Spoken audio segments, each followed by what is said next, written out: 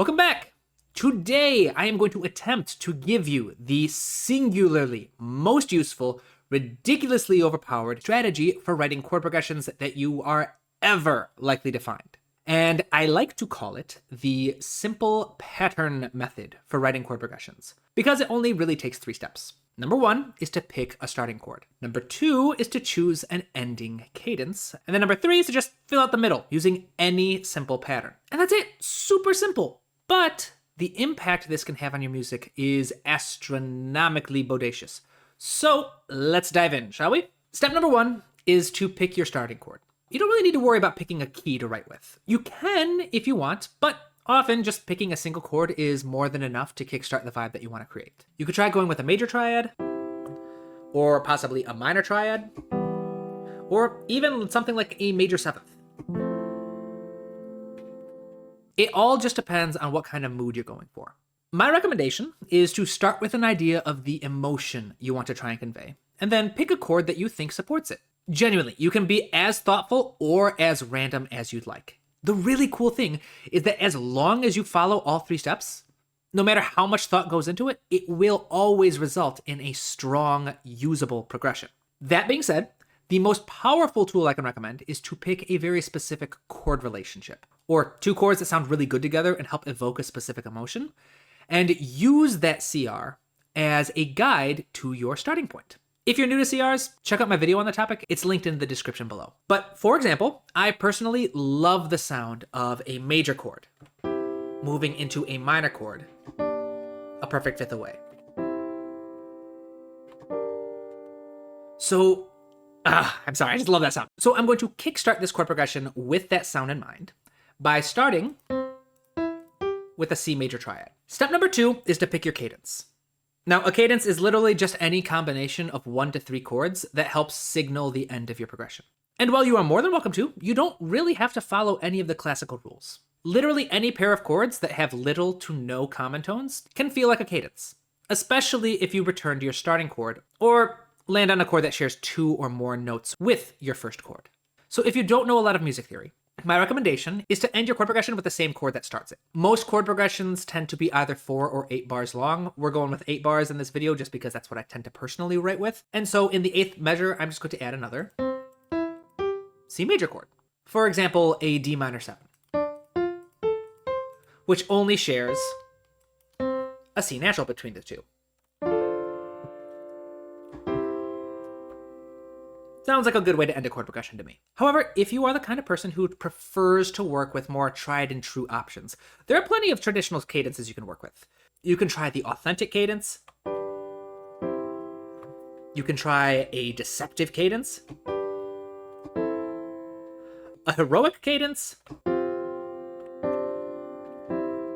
or even something like a romantic cadence.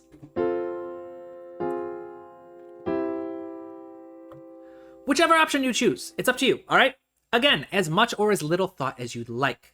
Just pick a cadence and put it at the end of your progression. Personally, I really just love the sound of a nice, hokey, romantic cadence, so I'm going to go major 4, minor 4, 1.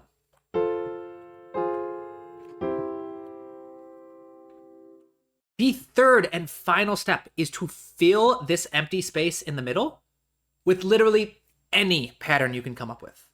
Music is made of patterns. Seriously, if you even spend the remotest amount of time studying acoustics, you'll learn very rapidly that patterns make the difference between noise and music. Now, the type of patterns that you work with depend on things like genre, culture, era, or even just personal taste. But your progression will benefit from having some kind of pattern. So, here's the rule. Once you have picked a starting chord and a cadence, pick a pattern and use that pattern to inform all of your other chord choices.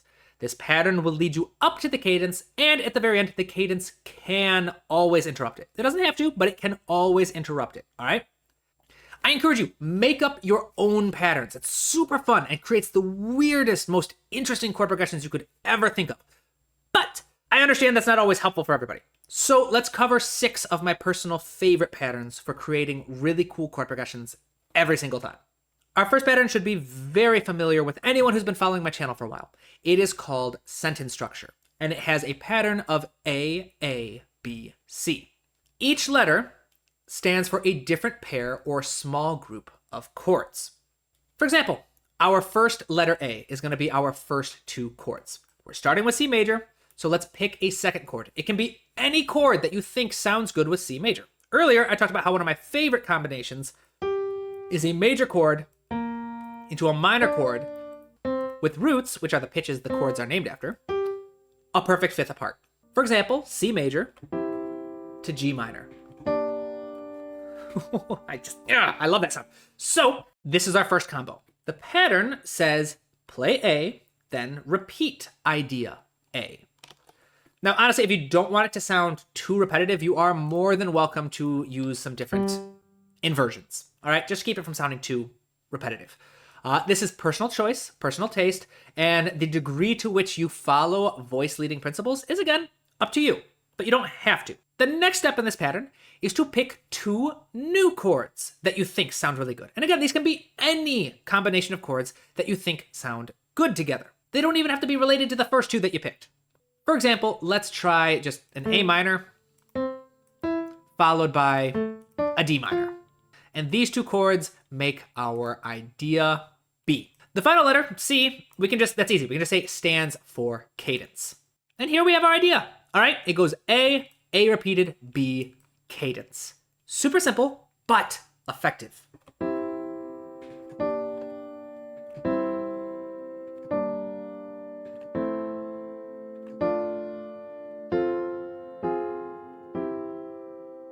Oh, I love that. Okay, next pattern. Again, super simple, very similar idea. It is called period structure.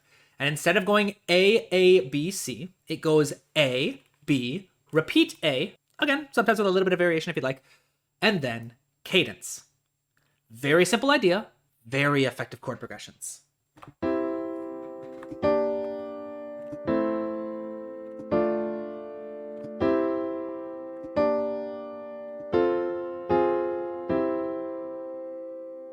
Just like that.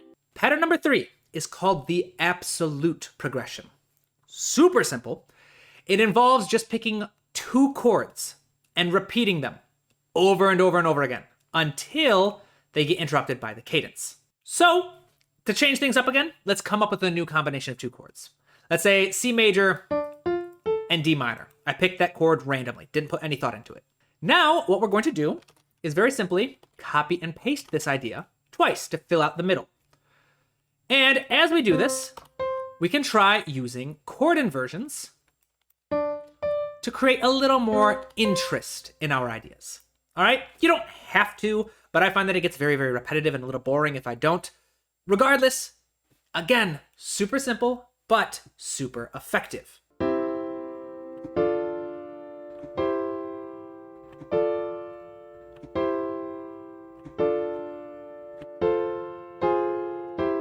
Isn't that just so cool? It doesn't matter. As long as we have these 3 steps, starting chord, cadence, fill it out with a pattern, it will always, always work. But we're not even done yet. Let's try another pattern. This one is called the common tone pattern. And the idea is very simple. We are picking a singular note. For example, C natural. Every single chord that we are going to pick must have this note. It could be different chords. It could be, you could have a different octave for the C. It doesn't really matter as long as they all have C natural. So for example, we could do C major, A minor. Let's try F major next. We could even do a D minor 7. We could try C major again. We can try, I don't know, let's just repeat the A minor again. And then interrupted by our cadence.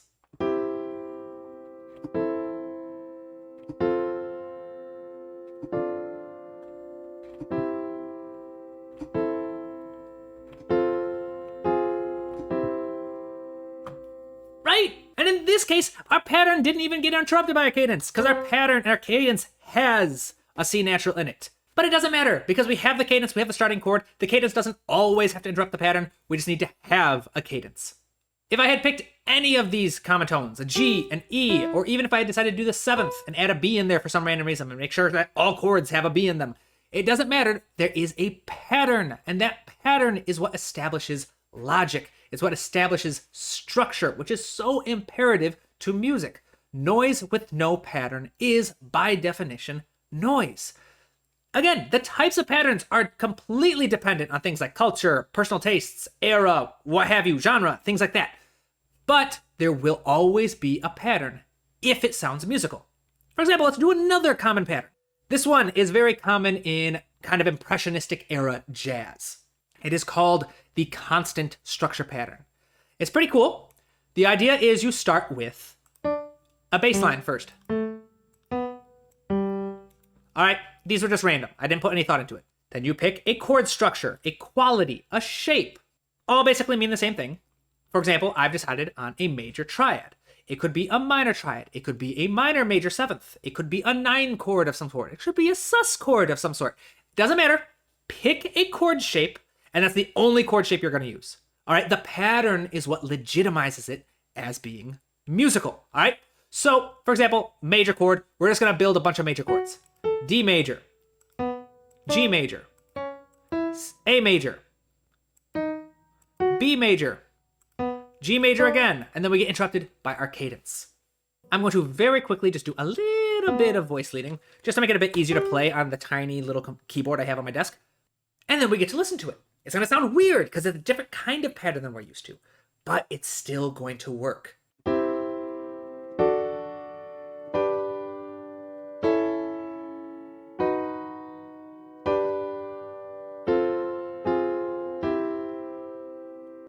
This is fun. Okay, so one last pattern. Let's go on to it. Pattern number 6, interval-based movement. This one is particularly common in film music. All right, the idea is you are going to pick an interval, any interval. For example, a perfect 4th interval. Pick a direction and then build your chords using that interval. For example, here the root of my first chord is C. The root is just the note that the chord is named after. C major is named after C, so the root is C. Our interval is a perfect 4th moving down. So a perfect 4th moving down would be G. Another perfect 4th moving down would bring us to D. Another perfect 4th down from D would be A. From there we have E. And then B. Now, obviously, this isn't going to be that useful for a chord progression, so we can change the octaves. The important thing is that you pick each of the chords by following a specific interval in a specific direction. And if we change things up a little bit, this is what we work with. And the trick from here is to just very simply build chords using these notes as your roots. Now, you can stay within a single key. You can move outside of your key. It doesn't really matter. It's up to you. Because again, sound is king. It depends on what you think works the best. You got to have your own input here eventually, right? All of these decisions were made randomly. And yet, despite my approach to randomly pick these chords, the fact that I followed the pattern, every single root for every single one of these chords up until my cadence were picked using that specific pattern of intervals.